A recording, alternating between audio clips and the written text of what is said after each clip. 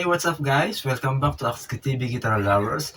If you want to join my profile, if you want to see my video playlist, just check this out and you can consider me as your friend by clicking the subscribe button or follow button. So are you ready to start our lesson? So if you are ready, just grab your guitar and we will start right away. Our topic is about two ways to play the B major scale. The first step or the first pattern, this is the B.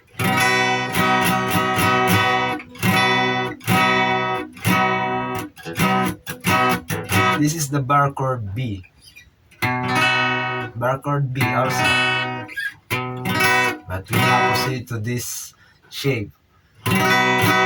On the 7th fret. I hope you know the B chord. This is the B chord. How to play B major scale in two ways. So the first pattern you should learn. The first pattern, we will start from this. First pattern.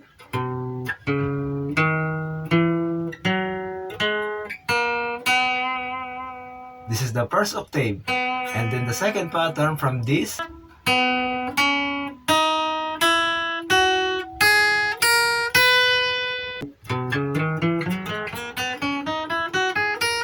This is the first shape of the B major scale.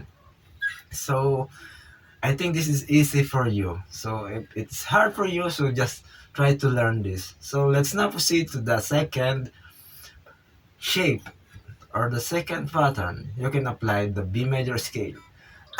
Excuse me. From this again. From this first pattern.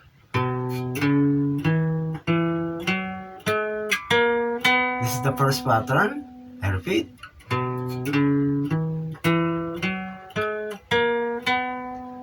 So from the octave, we will start, continue.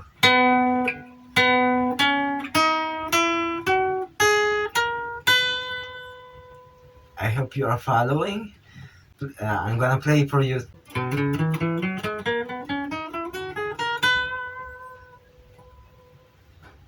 You can try the picking, ascending, and descending picking pattern like this.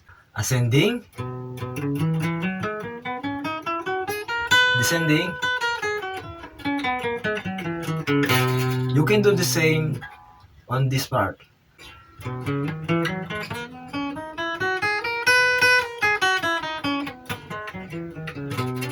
This is the two way to play the B major scale.